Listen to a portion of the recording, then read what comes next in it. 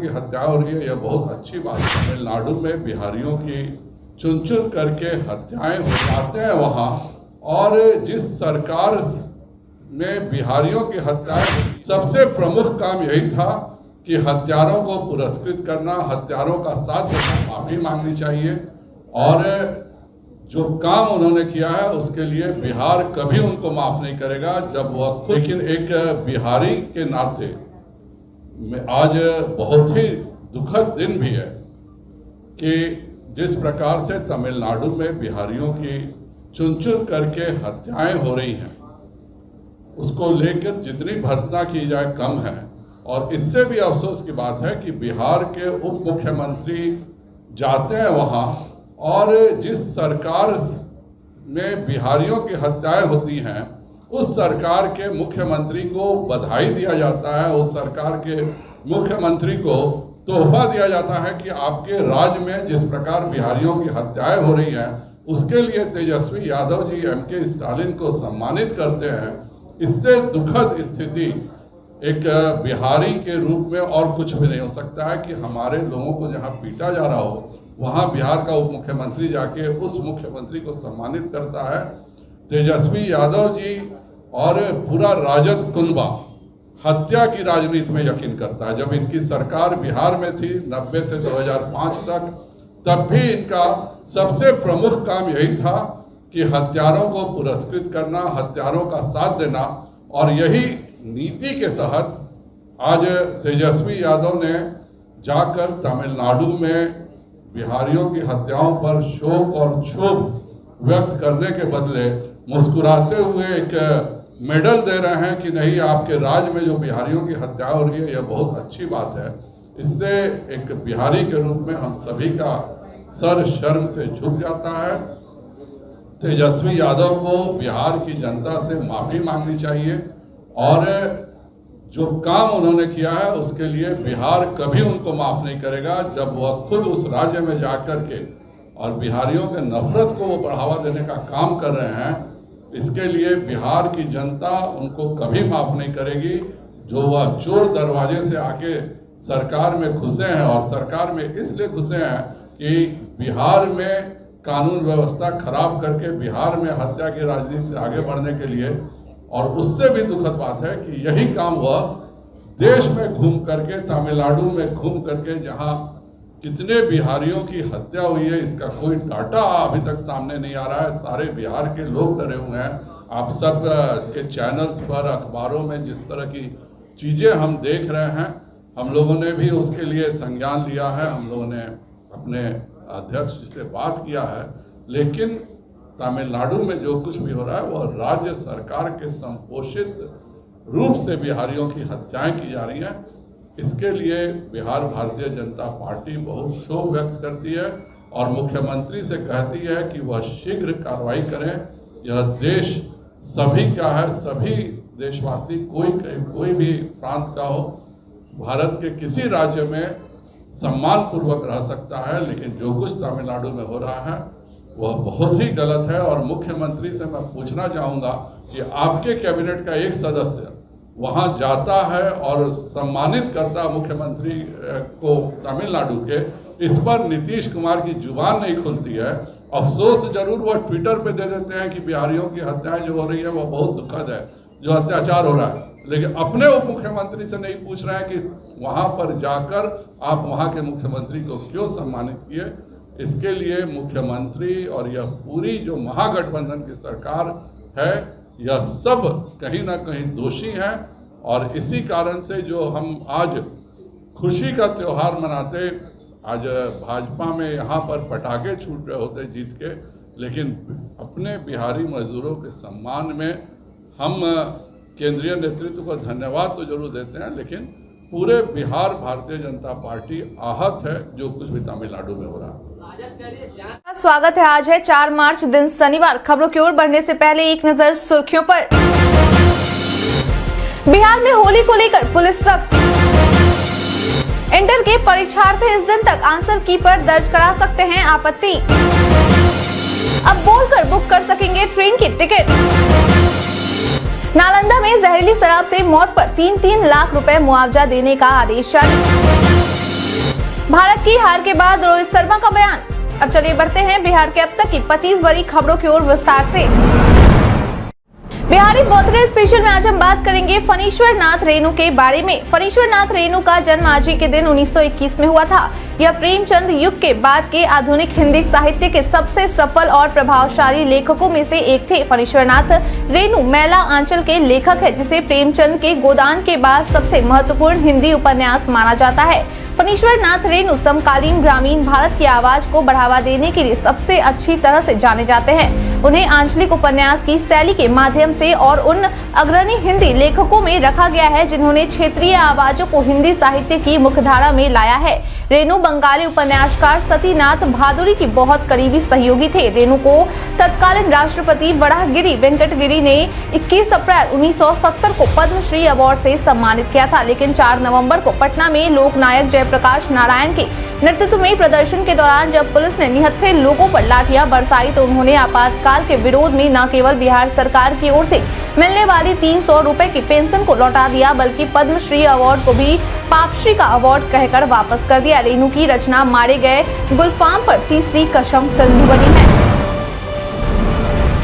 बिहार में होली को लेकर पुलिस सख्त। बिहार में होली के दौरान किसी प्रकार की कोई घटना घटित न हो सके, इसके लिए बिहार पुलिस की ओर से पूरी तैयारियां कर ली गई है। बता दें कि होली को लेकर एडीजी जितेंद्र सिंह गंगवार के द्वारा दी गई जानकारी के अनुसार होली के दौरान राजधानी पटना में ट्रैफिक पर भी खास ध्यान दिया जाएगा। इसके साथ ही ट्रैफिक रूट्स में भी बदलाव किए गए हैं। इसके अलावा उन्होंने कहा है कि होली के मद्देनजर संवेदनशील जिले जहां पर पहले भी घटना घटित होती आई है, वैसे स्थानों पर अतिरिक्त पुलिस बल तैनात करने का निर्णय लिया गया है। इसके साथ ही जिले से अतिरिक्त पुलिस बल को लेकर तैयारियों का जायजा भी मांगा गया है। वहीं वैसे लोग जो बाइक से हुड़दंग मचाएंगे उनके खिलाफ कानूनन कार्रवाई की जाएगी। इसके अलावा कई स्थानों पर पुलिस की तैनाती सिविल ड्रेस में भी की जाएगी।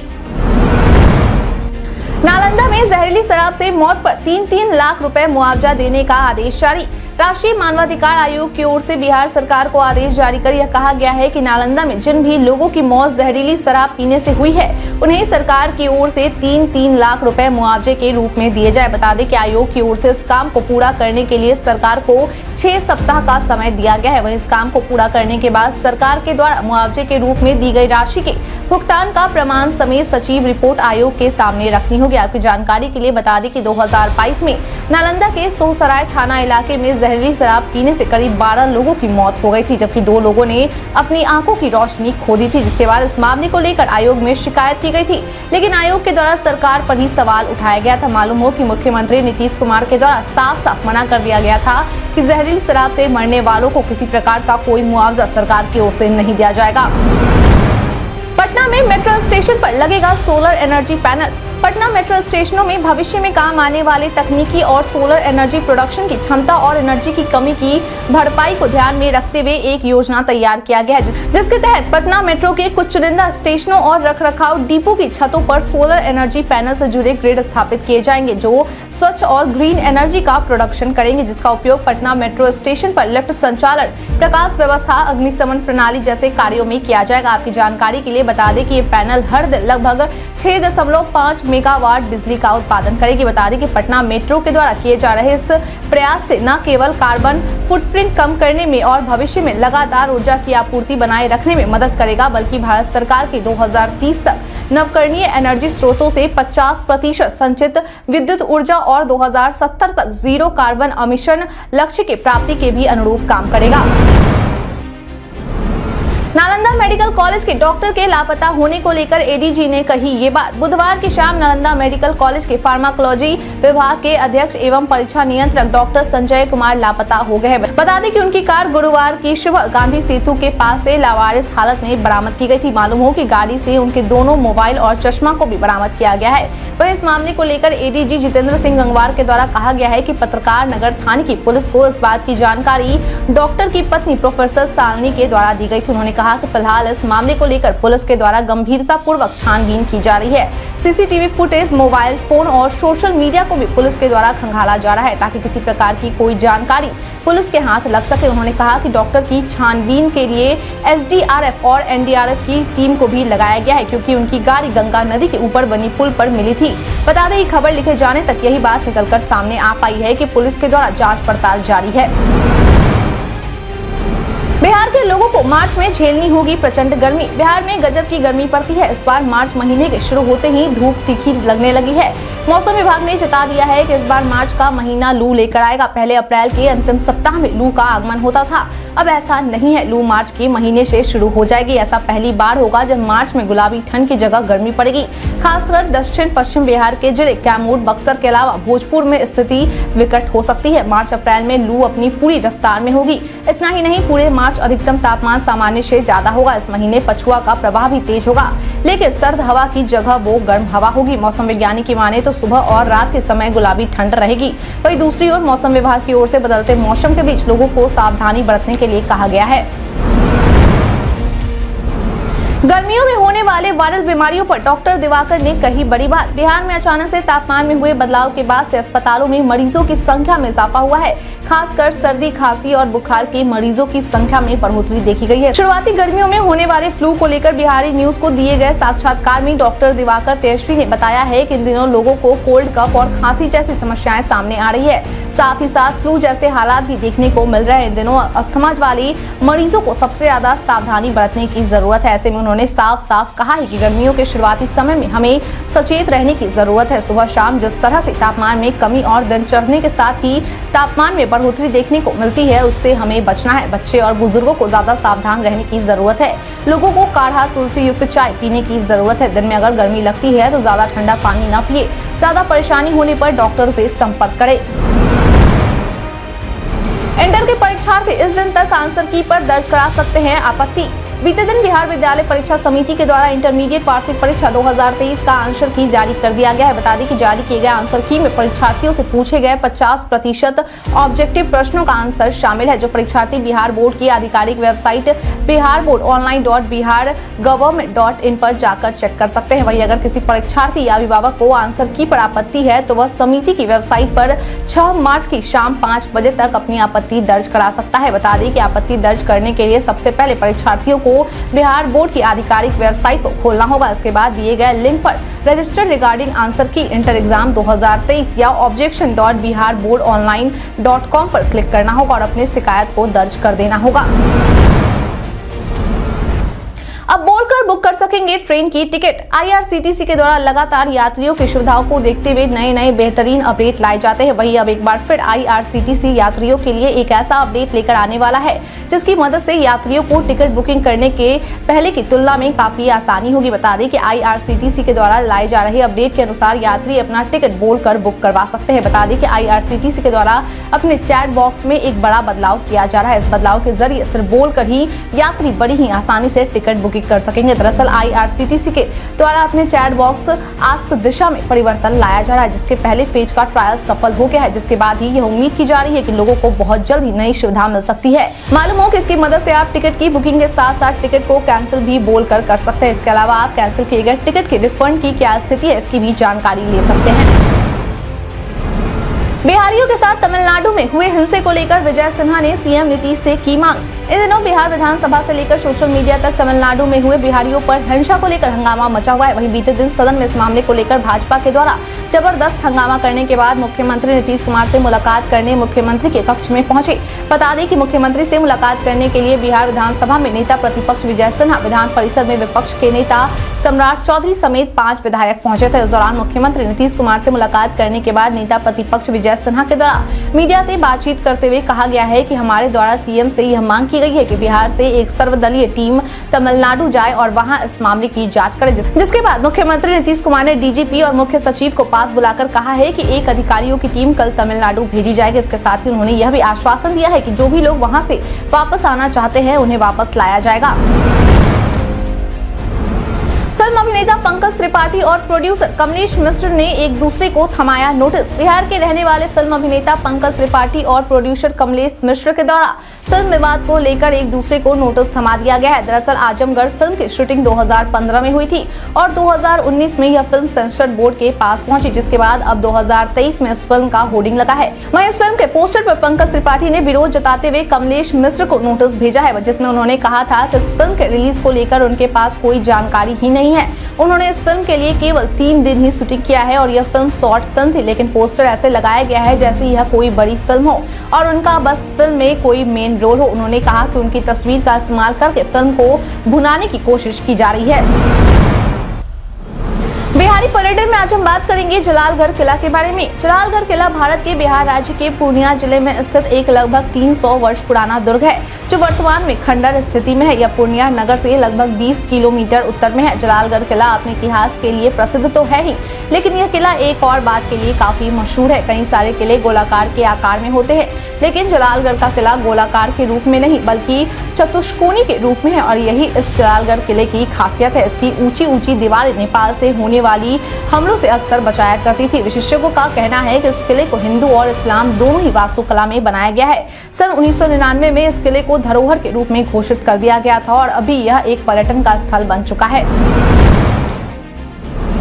होली से पहले कार्रवाई कर जब्त किए गए कफ सिरप और शराब। एक बड़ी सफलता ALTF और उत्पाद विभाग को सारण जिले में मिली है। दरअसल ALTF और उत्पाद विभाग की संयुक्त कार्रवाई में उत्तर प्रदेश और बिहार के सीमावर्ती क्षेत्र में मांझी बलिया मोड़ पर स्थित उत्पाद चेकपोस्ट पर 2 कंटेनरों को पकड़ा गया है। इन दो कंटेनरों में 385 कार्टून कफ सिरप, आलू के बोरियों के साथ ही साथ 261 कार्टन अंग्रेजी शराब कार्टन के रोल के पीछे रखकर तस्करी की जा रही थी। कंटेनरों में मौजूद 2 ड्राइवर भी पुलिस के गिरफ्त में आ चुके हैं। चेकपोस्ट पर स्कैनर के द्वारा जांच के दौरान कंटेनर के अंदर बड़ी मात्रा में बोतल रखे होने की पुष्टि की गई है। दरअसल इस बात की जानकारी उत्पाद अधीक्षक रजनीश कुमार ने दी है। सीबीआई में पुलिस महानिरीक्षक बने DIG सत्यवीर सिंह। सरकार ने केंद्रीय प्रतिनियुक्ति के लिए बिहार कैडर के IPS अधिकारी को विनियमित कर दिया है। सीबीआई में पुलिस उप महानिरीक्षक DIG सत्यवीर सिंह को बनाया गया है। बता दें कि वे केंद्रीय प्रतिनियुक्ति पर 5 सालों के लिए रहेंगे। दरअसल अभी आतंकवाद निरोधक दस्ता में DIG के पद पर IPS अधिकारी सत्यवीर सिंह पदस्थापित है। गृह विभाग द्वारा इस संबंध में अधिसूचना भी जारी कर दी गई है। ऐसे में उम्मीद की जा रही है कि राज्य में हर प्रकार की गतिविधियों पर नियंत्रण किया जा सकेगा। राज्य के सभी पुलिस अधिकारी भी DIG के निर्देश पर ही कार्य करते हैं। राष्ट्रीय पार्टी बनने से चूक गई JDU। नागालैंड चुनाव से पहले मुख्यमंत्री नीतीश कुमार इस बात को लेकर काफी खुश थे कि अगर JDU को इस चुनाव में 6% वोट हासिल हो जाते हैं तो उनकी पार्टी को राष्ट्रीय दर्जा मिल जाएगा, लेकिन अब उनका यह सपना टूट गया है। बता दें कि नागालैंड चुनाव को लेकर पार्टी के कई नेताओं को नागालैंड भेजा गया था और साथ ही इस चुनाव पर मुख्यमंत्री की भी नजर बनी हुई थी, लेकिन चुनाव का परिणाम आने के बाद JDU के केवल एक विधायक के द्वारा ही नागालैंड चुनाव में 3.25% वोटिंग परसेंटेज के तौर पर एक सीट हासिल किया जा सका। वहीं अगर हम JDU के ओवरऑल वोटिंग परसेंटेज की बात करें तो वह केवल 0.06% ही रह पाया, जो कि 6% वोट से काफी कम है। यही कारण है कि JDU पार्टी को राष्ट्रीय पार्टी का दर्जा नहीं मिल सका। बिहार विधानसभा में हंगामा करने वाले विधायकों को लेकर स्पीकर ने दिया संकेत। बीते दिन यानी कि बिहार विधानसभा के 5वें दिन सदन में विपक्षी पार्टियों के द्वारा हंगामा करने को लेकर स्पीकर के द्वारा संकेत देते हुए बताया गया है कि हंगामे करने वाले विधायकों के खिलाफ कार्रवाई की जा सकती है। दरअसल बीते दिन सदन में बीजेपी के द्वारा तमिलनाडु में बिहारियों पर हुए हमले को लेकर हंगामा किया जा रहा था। मालूम हो कि हंगामा इतना बढ़ गया था कि बीजेपी विधायक जीवेश कुमार के द्वारा टेबल पटक दिया गया, जिसके बाद माहौल और भी तनावपूर्ण हो गया और बीजेपी विधायक न केवल इस मुद्दे को लेकर राजद विधायकों के आमने सामने आ गए बल्कि रिपोर्टर टेबल को भी पटक दिया, जिसके बाद सत्ता पक्ष की ओर से भाजपा के इस आक्रामक रवैये को गैर अनुशासित बताते हुए विधानसभा स्पीकर से कार्रवाई की मांग की गई।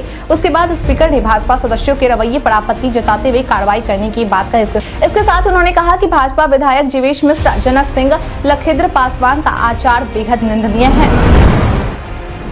JDU के पूर्व सांसद ने छोड़ा नीतीश कुमार का साथ। कुछ दिनों पहले ही उपेंद्र कुशवाहा के द्वारा नीतीश कुमार की पार्टी JDU का साथ छोड़ अपनी नई पार्टी का गठन किया गया था। वहीं अब एक बार फिर नीतीश कुमार को पार्टी को बड़ा झटका लग गया है। बता दें कि बीते दिन यानी कि शुक्रवार को आरा की पूर्व सांसद मीना सिंह समेत दर्जन भर नेता कार्यकर्ता के द्वारा JDU पार्टी से इस्तीफा दे दिए हैं। मालूम हो कि मीना सिंह ने अपना इस्तीफा पत्र JDU के प्रदेश अध्यक्ष को दिया है, जिसमें उन्होंने लिखा है कि मैं जनता दल यूनाइटेड की प्राथमिक सदस्यता से त्याग पत्र देती हूँ। हालांकि इस पत्र में उन्होंने अपने इस्तीफा देने का कारण नहीं बताया है। वहीं इस्तीफा देने के बाद उन्होंने JDU पर आरोप लगाते हुए कहा है कि उन्होंने पार्टी में ईमानदारी से पूरा योगदान दिया है ताकि पार्टी को मजबूत बनाया जा सके, लेकिन पार्टी के द्वारा लगातार उन्हें नजरअंदाज किया जा रहा है। मीना सिंह ने कहा कि अब JDU अपने सिद्धांत से भटक चुकी है। उनके लिए पार्टी में अब पुराने और समर्पित लोगों के लिए कोई जगह नहीं है।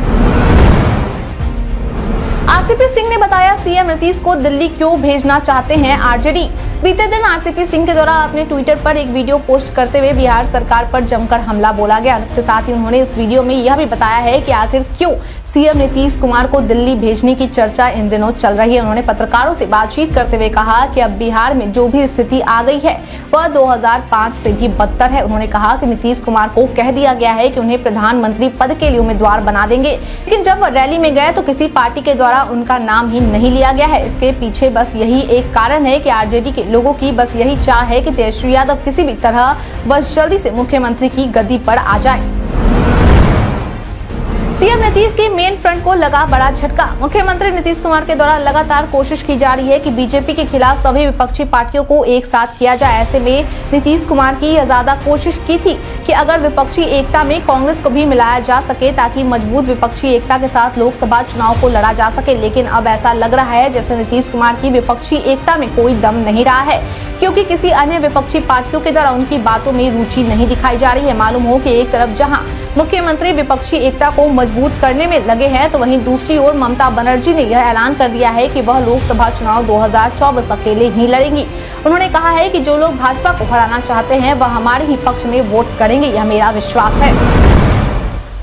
भारत की हार के बाद रोहित शर्मा का बयान। बीते दिन इंदौर के होलकर स्टेडियम में भारत और ऑस्ट्रेलिया के बीच खेले गए border Gavaskar trophy 2023 test series में भारत को 9 विकेटों से हार का सामना करना पड़ा। वहीं हार के बाद भारतीय टीम के कप्तान रोहित शर्मा के द्वारा कहा गया है कि भारत के बाहर भी अब 5 दिन तक टेस्ट मैच नहीं चल पा रहे। दक्षिण अफ्रीका और वेस्टइंडीज के बीच मुकाबला 3 दिन में ही समाप्त हो गया। पाकिस्तान में तो लोग टेस्ट मैच को बोरिंग कहते हैं, हम इसे मजेदार बना रहे हैं। इस तरह की पिच पर खेलना टीम प्रबंधन का सामूहिक फैसला था। हम यह पता था कि बल्लेबाजों के लिए यहाँ कठिनाई होने वाली है, लेकिन चुनौती के लिए तैयार है। उन्होंने कहा कि अगर हमें 80-90 रन की बढ़त मिली थी तो हमें अच्छी बल्लेबाजी करनी चाहिए थे, लेकिन हम अच्छा प्रदर्शन नहीं कर सके और केवल 75 रन की बढ़त ले सके। भारत के इतिहास में आज की तारीख है बेहद खास। पश्चिम बंगाल में 1788 में कलकत्ता गजट का पहला प्रकाशन हुआ। British viceroy governor general Edward Frederick Lindley Wood और मोहनदास करमचंद गांधी जी में सन 1931 में भेंट राजनीतिक कैदियों की रिहाई और नमक के सर्वजन उपयोग की छूट को लेकर मंत्रणा और इकरारनामे की घोषणा हुई। नई दिल्ली में सन 1951 में पहले एशियाई खेलों का आयोजन किया गया। राजस्थान के पोखरण से 2009 में ब्रह्मोस मिसाइल के नए संस्करण का परीक्षण किया गया। हिंदी के प्रसिद्ध विद्वान डॉक्टर मदन लाल मधु को 2008 में प्रतिष्ठित सम्मान मीडिया यूनियन ने सर्वनाक्षर पुरस्कार से सम्मानित किया। 1856 में अंग्रेजी भाषा की सर्वश्रेष्ठ प्रतिभा संपन्न कवित्री तोड़ू दत्त का जन्म हुआ। भारत के प्रसिद्ध क्रांतिकारी और गदर पार्टी के संस्थापक लाला हरदयाल का 1939 में निधन हुआ। आज के दिन को राष्ट्रीय सुरक्षा दिवस के रूप में भी मनाया जाता है।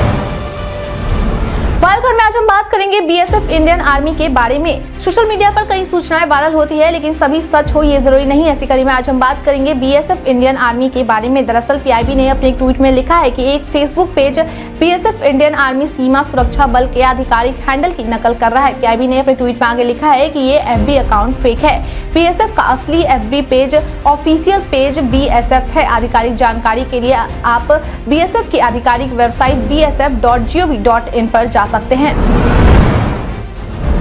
व्हाट्सएप ने एंड्रॉइड बीटा पर रिपोर्ट स्टेटस अपडेट फीचर किया रिलीज। मेटा स्वामित्व वाला मैसेजिंग प्लेटफॉर्म व्हाट्सएप एक नया फीचर शुरू कर रहा है जो उपयोगकर्ताओं को एंड्रॉइड बीटा पर स्टेटस अपडेट की रिपोर्ट करने की अनुमति देगा। डब्ल्यू बीटा इन्फो की रिपोर्ट के अनुसार बीटा परीक्षकों को स्टेटस विकल्पों के भीतर एक नया रिपोर्ट एक्शन दिखाई देगा। नए फीचर के साथ उपयोगकर्ता किसी भी स्टेटस अपडेट की रिपोर्ट कर सकते हैं जो सेवा की शर्तों का उल्लंघन कर सकता है, जिसे बाद में कंपनी की मॉडरेशन टीम को भेजा जाएगा। साथ ही फीचर सुनिश्चित करता है कि message, media, location sharing, call और स्टेटस अपडेट सभी डिवाइस पर एंड टू एंड इंस्क्रिप्शन द्वारा सुरक्षित है। रिपोर्ट में कहा गया है कि एंड्रॉइड के लिए व्हाट्सएप बीटा के लेटेस्ट अपडेट को प्ले स्टोर पर इंस्टॉल करने के बाद कुछ बीटा टेस्टर्स के लिए स्टेटस अपडेट की रिपोर्ट करने की क्षमता उपलब्ध है और आने वाले दिनों में और अधिक उपयोगकर्ताओं के लिए रिलीज होने की उम्मीद है। सेंसेक्स 900, निफ्टी 272 अंक चढ़कर हुआ बंद। भारतीय शेयर बाजार के लिए हफ्ते का आखिरी कारोबारी दिन राहत भरा रहा। मालूम हो कि सेंसेक्स एक समय 1000 अंकों की उछाल के साथ ट्रेड कर रहा था। बता दें कि बीते दिन का कारोबार खत्म होने पर बीएसई सेंसेक्स 882 अंकों के उछाल के साथ 59,797, तो नेशनल स्टॉक एक्सचेंज का निफ्टी 266 अंकों के उछाल के साथ 17,579 अंकों पर बंद हुआ। बीते दिन के ट्रेडिंग सेशन में सभी सेक्टर के शेयर तेजी के साथ बंद हुए। वहीं बैंकिंग सेक्टर के स्टॉक्स में गजब की तेजी देखी गई। गई। बता दें कि बैंक निफ्टी बीते दिन 2.09% की तेजी के साथ बंद हुआ। मालूम हो कि बीते दिन जो शेयर तेजी के साथ बंद हुए हैं उनमें FMCG, energy, metals, infra, consumer durables, oil and gas, health care sector के शेयर शामिल है। इसके अलावा मिड कैप और स्मॉल कैप शेयरों में भी खरीदारी रही। भगोड़े विजय माल्या को सुप्रीम कोर्ट ने दिए 2 बड़े झटके। भगोड़े विजय माल्या को सुप्रीम कोर्ट के द्वारा 2 बड़ा झटका दिया गया है। बता दें कि मुंबई की अदालत के द्वारा संपत्ति जब्त को लेकर फैसला सुनाया गया था, जिसको लेकर माल्या के द्वारा सुप्रीम कोर्ट में चुनौती दी गई थी। लेकिन अब सुप्रीम कोर्ट ने विजय माल्या की याचिका को खारिज कर दिया है, जिसमें मुंबई की अदालत के द्वारा उन्हें भगोड़ा आर्थिक अपराधी घोषित किया गया था और साथ ही उनकी संपत्ति को जब्त करने की कार्यवाही की चुनौती दी गई थी। यानी कि एक तरफ जहां विजय माल्या आर्थिक अपराधी ही रहने वाले हैं, तो वही दूसरी ओर अब उनकी संपत्ति भी जब्त होने जा रही है। जानकारी के लिए बता दें कि सुनवाई के दौरान कोर्ट में विजय माल्या के वकील के द्वारा दावा किया गया है कि उन्हें क्लाइंट से कोई जानकारी नहीं मिली है, वे खुद इस मामले में अंधेरे में हैं।